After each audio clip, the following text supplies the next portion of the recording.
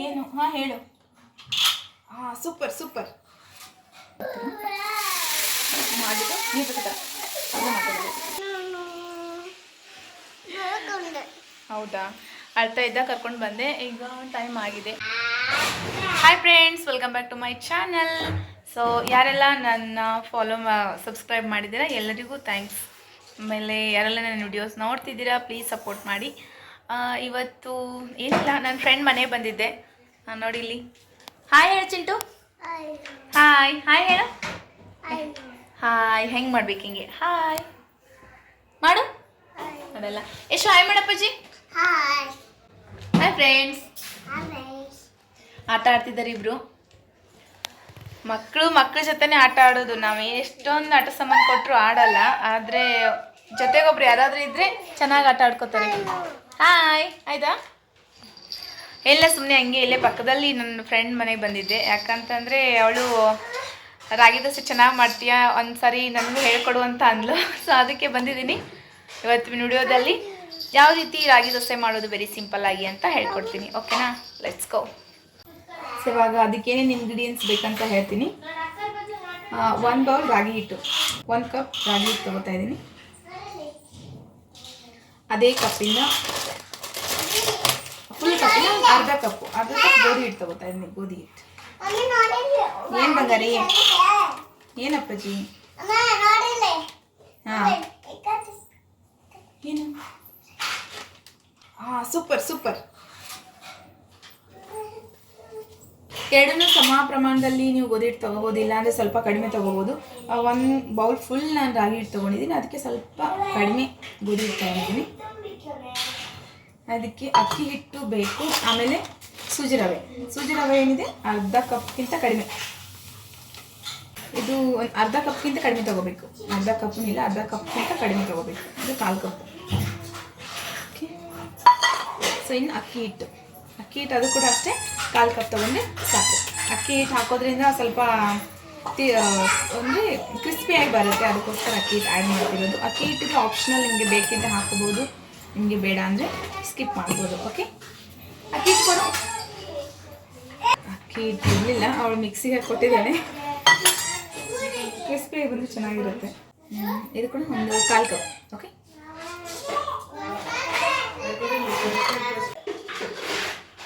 ಇವಾಗ ಎಲ್ಲ ಇಂಗ್ರೀಡಿಯೆಂಟ್ಸ್ ಹಾಕಾಯಿತು.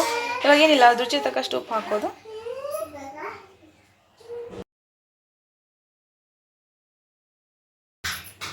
ದೋಸೆ ಹಿಟ್ಟು ಯಾವ ಥರ ಇರುತ್ತೋ ಅದೇ ಥರ ಇದನ್ನು ಕಲಿಸ್ಕೋಬೇಕು. ಅದಕ್ಕಿಂತ ತೆಳು ಬೇಕು, ಅಷ್ಟು ಗಟ್ಟಿ ಅಲ್ಲ, ಅದಕ್ಕಿಂತ ಸ್ವಲ್ಪ ಇನ್ನೂ ತೆಳುವಾಗಿರಬೇಕು. ಗಟ್ಟಿ ಆಗೈತಿದೆ, ಇನ್ನೂ ನೀರು ಬೇಕು. ಇವಾಗ ರೆಡಿಯಾಗಿದೆ.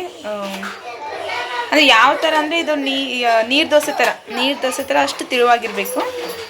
ಇದನ್ನೊಂದು 5 to 10 ಮಿನಿಟ್ಸ್, ಲಾಸ್ಟ್ 10-15 ಮಿನಿಟ್ಸ್ ಬಿಟ್ಟು ದೋಸೆ ಹಾಕೋಕ್ಕೆ ಹಿಟ್ಟು ರೆಡಿ ಆಗುತ್ತೆ. ಅದು ಹಾಫ್ ಆನ್ ಅವರ್ ಎಲ್ಲ ಬಿಟ್ಟರೆ ಚೆನ್ನಾಗಿರೋದು. ಒಂದು 10 ನಿಮಿಷ ಇಲ್ಲ ಏನೋ ಕೆಲಸ ಇದೆ ಅಂದರೆ ಒಂದು 15 ನಿಮಿಷ ಬಿಟ್ಟು ದೋಸೆ ಹಾಕ್ಬೋದು. ಇದಕ್ಕೆ ಸ್ವಲ್ಪ 1-2 ಚಿಟಿಕೆ ಸೋಡಾ ಹಾಕ್ಬೋದು. ನಾನು ಒಂದು ಚಿಟಿಕೆ ಹಾಕಿದ್ದೀನಿ. ಆಮೇಲೆ ಒಂಚೂರು ಸಕ್ಕರೆ ಹಾಕ್ತೀನಿ. ಒಂಚೂರು ಸಕ್ಕರೆ ಹಾಕ್ತಿದ್ದೀನಿ.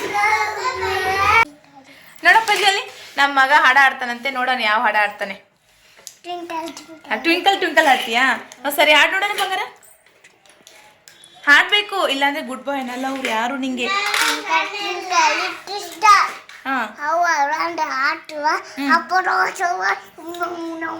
ಹಂಗೆ ಹಾಡಾಡೋದಾ? ಚಿಂಟು ನೀನು ಹಾಡೋ.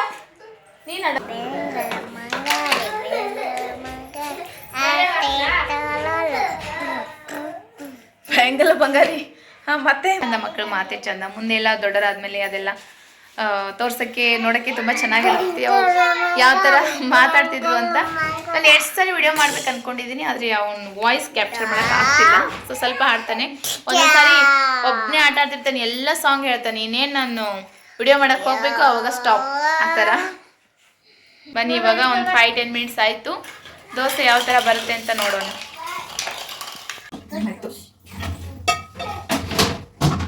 ಹಿಟ್ಟು ರೆಡಿ ಆಗಿದೆ. ಈ ಥರ ನೋಡಿ, ಫುಲ್ ನೀರು ದೋಸೆ ಥರನೇ ಇರಬೇಕು. ಈ ದೋಸೆ ತಿಳುವಾದಷ್ಟು ಚೆನ್ನಾಗಿ ಟೇಸ್ಟ್ ಬರುತ್ತೆ. ಇಲ್ಲಾಂದ್ರೆ ಸ್ವಲ್ಪ ದಿಪ್ಪ ಆದರೆ ಅಷ್ಟು ಸರಿಯಾಗಿ ತಿನ್ಬೇಕು ಅನ್ಸಲ್ಲ. ಇದು ನೀರು ದೋಸೆ ಥರ ಸೇಮ್ ಟು ಸೇಮ್ ಹಂಗೇನೆ ಆ ಥರನೇ ನೀರು ದೋಸೆ ಥರನೇ ಹಿಟ್ಟು ಕಲಿಸ್ಬೇಕು ಇದನ್ನು. ಇವಾಗ ಕರೆಕ್ಟಾಗಿದೆ. ತವ ಇಟ್ಟಿದ್ದೀನಿ, ಚೆನ್ನಾಗಿ ಕಾಯಬೇಕು ತವ. ಸ್ವಲ್ಪ ಎಣ್ಣೆ ಹಚ್ಬಿಟ್ಟು ದೋಸೆ ಹಾಕೋದು ಅಷ್ಟೇ.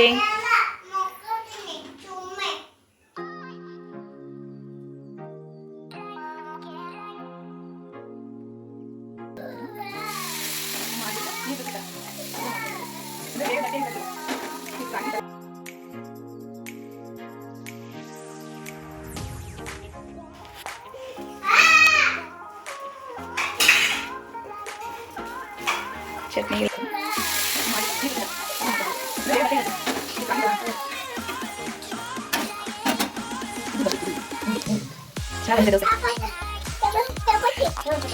ಚಪಾತಿ ಎಲ್ಲ ದೋಸೆ ಕಣ ಬಂದ ಹಿಡ್ಕೊಂಡು ಹೋಳಿಗೆ ಥರ ಸರಿನಾ? ಸರಿ ದೋಸೆ ರೆಡಿ. ಚೆನ್ನಾಗಿ ಬಂದಿದ್ದಾವೆ ನೋಡಿ. ಕಾಯಿ ಚಟ್ನಿ, ಕೊಬ್ಬರಿ ಚಟ್ನಿ, ಆಮೇಲೆ ಮಸ್ಸೊಪ್ಪು, ಆಮೇಲೆ ಆಲೂಗಡ್ಡೆ ಪಲ್ಯ ಯಾವುದ್ರ ಜೊತೆ ಆದರೂ ಸರ್ವ್ ಮಾಡ್ಬೋದು. ನಾವು ಕಾಯಿ ಚಟ್ನಿ ಮಾಡೋರಿದ್ದೀವಿ, ಹುಡುಗರು ಮಾಡೋಕ್ಕೆ ಬಿಡ್ತಿಲ್ಲ. ಓಕೆ ಗೈಸ್, ನೋಡಿದ್ರಲ್ಲ ಯಾವ ಥರ ಬಂತು ಅಂತ ದೋಸೆ. ಚೆನ್ನಾಗಿ ಬಂದಿದೆ. ಓಕೆ, ಒಂದ್ಸಲ ನೀವು ಟ್ರೈ ಮಾಡಿ. ಫ್ರೆಂಡ್ ಮನೆಗೆ ಹೋಗಿ ಬಂದ್ವಿ. ಎಷ್ಟು ದೋಸೆ ತಿಂದೆ ನೀನು? ತಿಂದಿಲ್ಲ? ಯಾಕೆ ತಿಂದಿಲ್ಲ?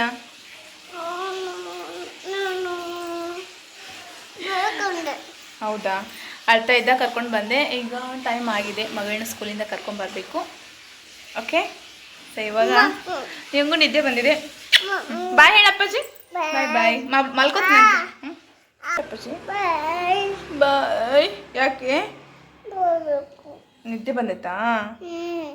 Okay guys, bye bye. Please subscribe my channel and support me. Bye.